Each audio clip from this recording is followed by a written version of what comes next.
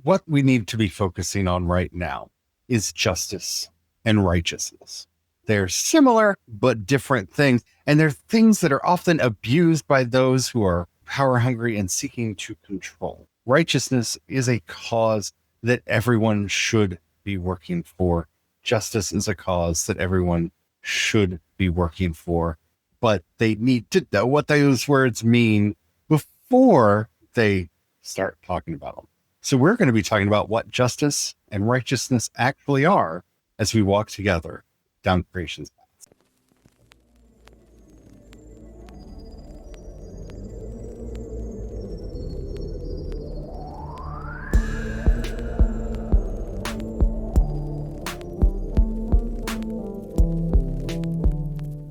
Hello, everyone. My name is Charlie. I'm a Christopagan druid and priest of Bridget. Hello, everyone. My name is Brian. I'm a Christopagan druid and sous chef to the Dogna. Today, we're going to be talking about justice, righteousness, and we're digging into what those words actually mean. But before we get into all that, if you haven't already, don't forget to subscribe, follow, whatever the terminology happens to be on whatever app you're listening to us on. We do a new episode every week. Plus, we're putting out a moon devotional for each of the quarter moon phases. And we have a lot of fun stuff coming up. And don't forget, you can always support us over on our Substack at CreationsPaths.com. All right. I shouldn't have tried to wait. All right. Let's just get into it, shall we? Justice and righteousness are ideas that we inherited from the Hebrew scriptures. The problem is we have allowed those words to accrete meanings over the years that are not rightfully placed upon. So the two Hebrew words that we're going to be talking about in here, and I'm not going to be saying them over and over again. Don't worry about that. But if you want to look them up, for justice, we're talking about Mishpat. And for righteousness, we're talking about Tzedeq.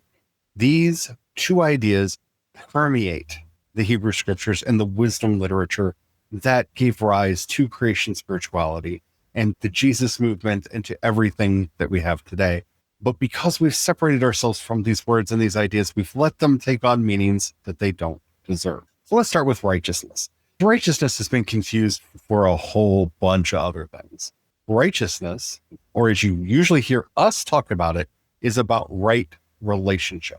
This isn't what you were told. Righteousness was a to-do list of don't do this, do that, don't do this, don't do that. Yeah, because we're supposed to treat each other well. We're not supposed to be holding our anger. We're supposed to be finding ways to make peace. We're supposed to be finding ways to make reconciliation. It is a whole list of things.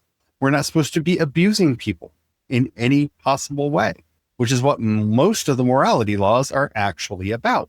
It's why you have either all of the law, or you can just sum it up in love your God with all your heart, mind, and soul. Do unto others as you do unto yourself. Yeah. As Rabbi Hillel said, what you find harmful to yourself, don't do that to others. The rest is commentary. Every time I hear somebody go to, say, Leviticus and say, look, here's a passage that says that homosexuality is bad.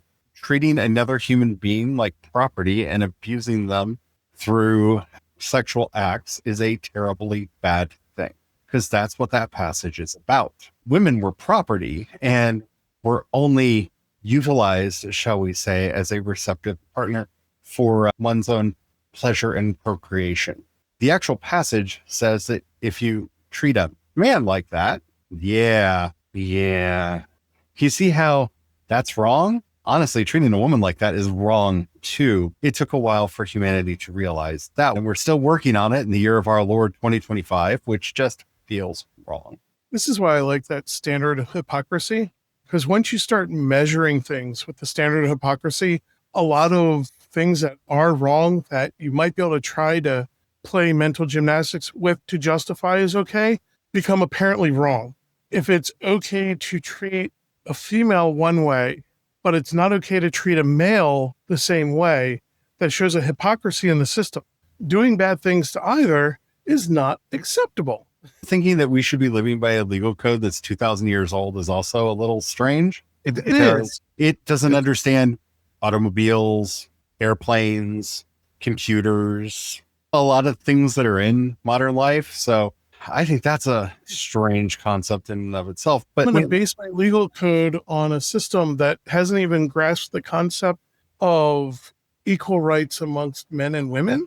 There's some serious flaws. You got to find out what was good in it and what wasn't, because obviously things weren't good because they're still trying to grasp with that concept that people are people and they all should be treated equally as people. And all faith is negotiated through interpretation, which is why Calvin and Luther couldn't agree. Anybody who thinks that the Bible is plain to read, go back and read Calvin and Luther and their screeds against each other and realize, no, it all has to do with your interpretive lens and how you choose to actually read the book. When we're talking about righteousness, we're talking about how we treat one another and that we should be doing it in a way that lives by the golden rule. Do unto others as you would have them do unto you. Very simple, very straightforward. Justice, on the other hand, is delivered to us through the Hebrew word mishpat, which actually means equity. Now, equity is very different from equality or justice, and it's not fairness. You see, equity tells us instead of giving everybody the same, we give them what they need because everyone doesn't have the same needs. It's unfair to give a millionaire and a poor homeless person the same benefits under the law because the poor homeless person needs a home, food, work, healthcare, and a lot of other things to get them up on their feet. Millionaires don't need that. Billionaires certainly don't. And so to try to treat them identically is weird when you think about it. And that's the whole point of a lot of the political machines in our world, and especially the prosperity gospel people that I'm becoming more and more comfortable with just calling them the antichrists because they don't want you to think about it. Because as soon as you start thinking about it, it doesn't make sense. Every time something like a UBI gets brought up, why would you give it to a millionaire? You wouldn't. It would be based off need. If you're making a lot of money, you don't need it. If you're making no money, you do. And so your needs would indicate how much you make, obviously. So why are we even having that conversation? Same with healthcare. You want to pay for everybody's healthcare? I think you can afford whatever medical treatments that you need. If you're not, you're probably going to need assistance to pay for your medical bills because surgery and various other treatments are expensive. That's equity. We look at what a person actually needs, not what they deserve, because honestly, nobody deserves anything. When we start using the word deserve, you're putting all kinds of moral and ethical considerations into this. Really, we have no place trying to determine worth and value. Isn't that kind of gross to try to put a value on a person? That sounds like when we used to sell people to other people so that they could have them for property. Maybe that's not an accident. That's the lens people want us looking through. How are you end up in a caste system where everybody deserved whatever they got? So therefore, wherever you are, that's what you deserve. And once again, that's not a good system. What we're trying to do is build a world that is equitable, where we are all treating each other with right relationship, that we are not taking advantage of others, that we are doing what we need to do so that everyone has enough, because we're already there. The deepest, darkest secret of our modern age is that scarcity is a lie. Scarcity has been a lie for a very long time. They do whatever they can to make scarcity still look like it's a thing, but diamonds should probably cost pennies. There's so many diamonds. Full of diamonds. So many diamonds here on Earth. They've already been mined. They're warehoused. Yeah, you're right. They've already been pulled out of the ground. They're just sitting in warehouses, but they're hiding it and hoarding it so that they can create this false scarcity. And the same is true with food and energy. If we actually did the things that we know we need to do with solar and wind to generate the power that we need. If we all had solar panels on the top of our houses or apartment buildings, we would be making a lot of power. We're just not doing that. All of the scarcities that we have been brought up with and are constantly told that we have to keep careful or it's all going to go away.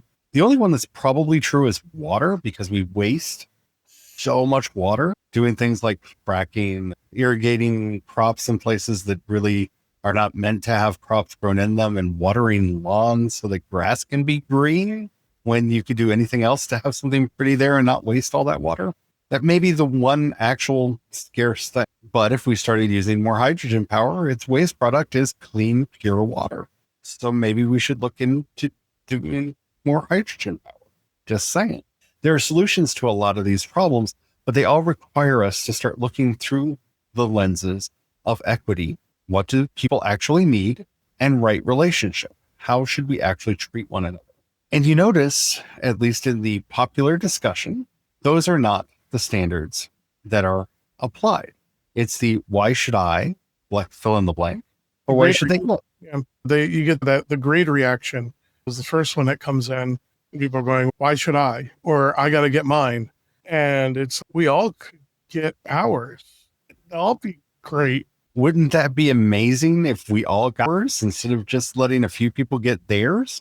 I know we all want to imagine that one day we're all going to be billionaires, but one, that's not how any of these systems work, because our economy, like most economies, are pyramid schemes. The people at the bottom do all of the actual work. Their labor is exploited by those above them, who each take a cut all the way up to the top.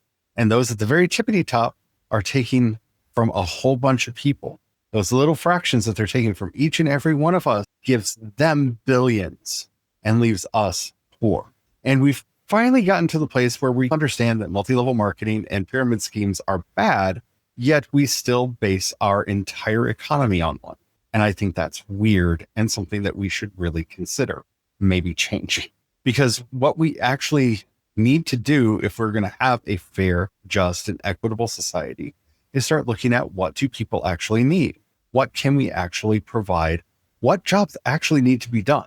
The very fact that we are living in a world where people are afraid that robots are going to take their jobs, mind you, not vocations, not callings, not the deepest drawing of their heart, but their jobs, the thing that they do to make money, shows how inequitable our society is. They've created a system whereby we are required to work at jobs that we do not like, that are not fulfilling for us, and they're not the things that we actually want to do.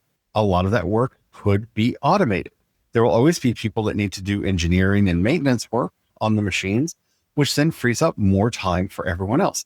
I'm not trying to say this is some kind of a techno-utopian. This is the technology we already have. And all of that wealth created not off the exploitation of the labor of others, but through a fair and equitable taxation system could support everyone else. That sci-fi future is here. It's just there are a lot of people standing in the way of making sure it doesn't happen because they want you fighting for that janitorial job instead of having an advanced Roomba that could do it while you follow your dream. And that's the real dream we should be fighting for, the ability to actually follow our dreams. That's real justice, equity, and right relationship.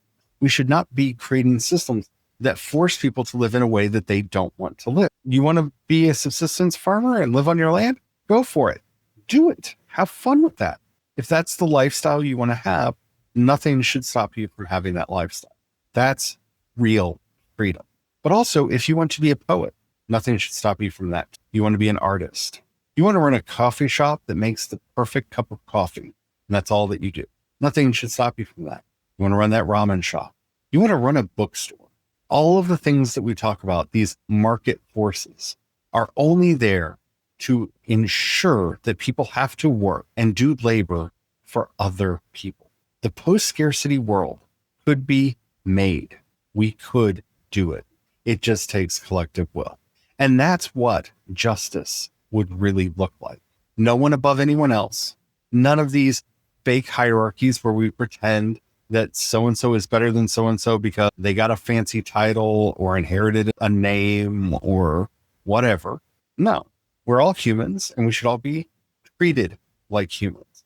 We should all have that same basic level of respect that is both equitable and right. And when you start seeing the relationship of these two and how they can be incorporated into your life and into our society, you see what a powerful tool they are and why they are often recuperated and taken away to mean other things. This is where I sit back and I have people try to play a little imagination game, right? Because it's hard to think outside of the current construct we live in. But if you could imagine a world where the education of the youth was structured in such a way that it actually encouraged individuals to find those things that they love and engage in them more, and then to be able to plug them into society so that they can do what they love doing for the benefit of the society. So could you imagine if those growing the food loved what they're doing. They will make so much better food. The quality of it will be so much better. I don't have to imagine. No, I don't have to imagine this world. I actually grew up in this world. I grew up in a fairly prosperous suburb of Washington, D.C. for my entire high school education. I went to a magnet school. It was an arts magnet school.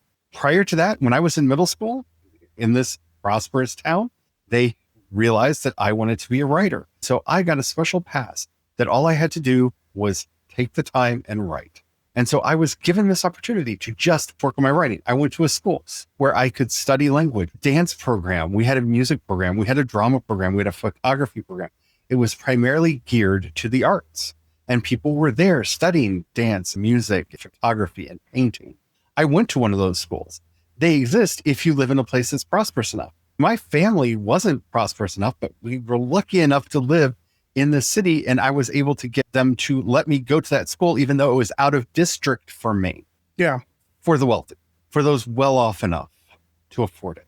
You don't have to imagine a future. That's what I'm saying. The post-scarcity world is here, and it's people who don't want to lose the existing power structures that are making sure the rest of us don't have access to it. They can maintain their power, wealth, and authority. Yeah. And when you talk with others about it, don't give into the fear game too, because they go, if people didn't have to work to eat, for instance, this is usually what I hear the argument going, if they didn't have to work to eat, people would stay at home and do nothing. And I sit back and I go, I know everyone likes to forget the pandemic and what happened during it, but remember how much of an uproar so many people had. They were asked to stay home for a month. Basically, stay home and do nothing. Don't go to work for 30 days. People couldn't make it 1 week. Yeah. The reality is that argument is a lie. Most of us that are tired and burnt out because of the existing system, yes, we might take some time to rest, recuperate, and heal. But the minute we finish doing that, we're going to get stir crazy and we're going to be out doing stuff because people do things. We wither and die. We're like plants. Plants need sunlight. People need to create. It's part of what makes humans. We create. No, I'm sorry, correction. It is not part of, it is what makes humans human. It is what makes humans. I will agree with that entirely. No, part of the definition of the human genus is that we make tools for the Denisovans or for the Neanderthals to be considered human in the human genus. One of those things, to be a hominid, you have to make tools. If you don't make tools, if you are not creating things, you are not in our genus. That is literally the scientific definition of who we are. We make things. And in the words of Conrad, technically correct is the best kind of correct. This is something we don't even get argue about. That is the definition. Yeah. The literal definition of who we are. Literal definition of being human is to create. That is in our very nature. The whole argument of people just stay at home. No, they're going to be out creating. They're going to be out doing things. The trick is reorganizing the structures of society so that we can better manage how things are created for the community. It's managing the community resources, basically. So how do we do that? The same way we've always done it. We get rid of our permanent spot where we think that the way things are, the way things have always been. No, that's not true. My great-grandparents that I knew growing up didn't know what a car was when they were a kid. I remember sitting on the swing outside my great-grandfather's house and him telling the story about when the first automobile went through town. Word spread like wildfire throughout the town and everybody went to go see it as they had never seen it before. That's what this is a man I personally knew, right? Things have changed so much. The world before that was not as industrialized as it is now. This is a man who made his living off of people giving donations of food, a chicken, and various canned goods. He didn't make a regular daily salary. I have his diaries. I have his journals. And his income, what he got paid to work, was often various forms of food. The idea that we've always lived in this cash-based monetary system where we all have hours to go to and jobs that we leave the house for is not ancient. The way that we structure our democracy now is different from the way that they did it a little while ago. That's what all the amendments are. We're changing the fundamental ways we run things. And so we amend the Constitution and we change. We amend it and we change. We amend it and we change.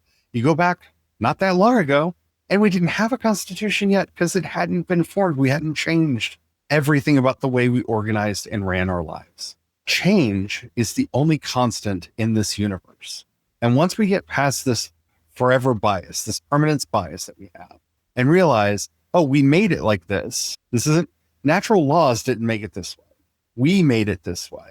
Capitalism didn't exist until a couple Dutch companies invented it in the 1700s? It didn't have a name till Karl Marx gave it one. Yeah, but you didn't know that. Marx named capitalism. Things change. Things have always changed. Things will always change. We need to take our power back and realize that we are the agents of that change and that we can make the world a better, more equitable place for everyone. We have done it before and we can do it again. We just have to have the collective will to do it.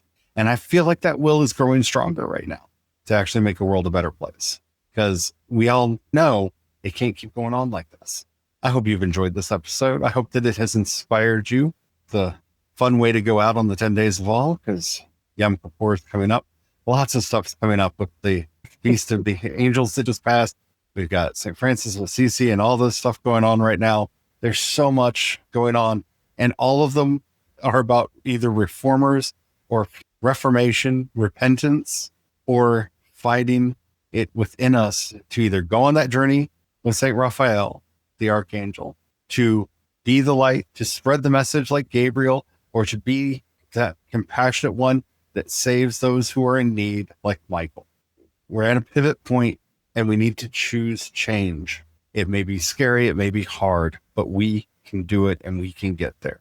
I hope you enjoyed this episode. If you did, I'd love to know your thoughts about any of the things that we talked about today. You always leave them in the comments wherever you listen to these fine podcasts. And we don't say this enough, but if you're listening to us on Apple Podcasts, please leave a review. It helps us out a lot more than you can ever understand.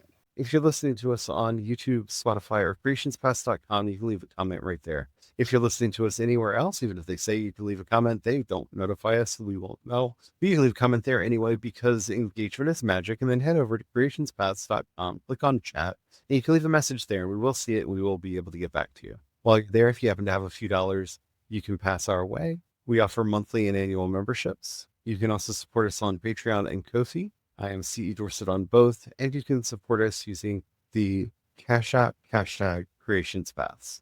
Thank you to everybody who does that. We are ever so grateful. Thank you so much. You all really do help us keep the lights on, keep a roof over our head, and food on our table. If we've ever said anything that's helped you out, please share it with others. That helps us out more than you know. Before we go, O blessed light that shines within all people, that uncreated light from the very beginning that shone from Mount Tabor, that sweet inner light that lives in each and one of us, guide our feet so that we may walk in the ways of righteousness and justice, that we may find our way in this world to a much better world to come. Amen. Amen.